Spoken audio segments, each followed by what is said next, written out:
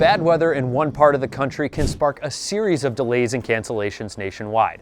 But airlines are not just dealing with Mother Nature now. Pandemic layoffs and shutdowns from 2020 are still rippling through the airline industry. And it's going to take some time before travel is back on track. So let's get this straight. First, with the sudden surge in air travel, airlines don't have enough crews to service their flights. Airlines are struggling to rehire after urging employees to either take buyouts or leaves of absence to cut labor costs in 2020. And for many of them to come back, flight attendants and pilots may need refresher training, which can take weeks for experienced professionals and even longer for new hires.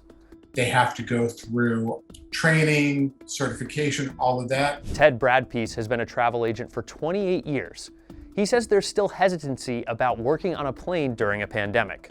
And it's also a matter of a person's comfort level.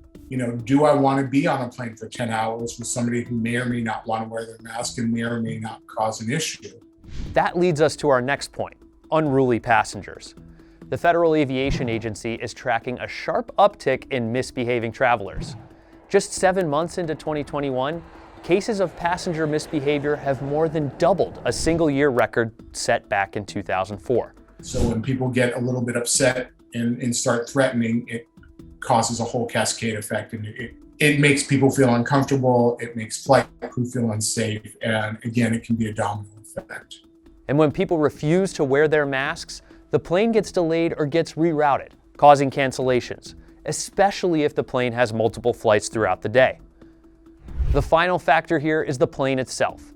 Bradpiece says it takes time to take a plane out of storage. It has to go through safety checks and maintenance, and if something comes up during any of those procedures, it has to be addressed, so that can also delay bringing the aircraft back online.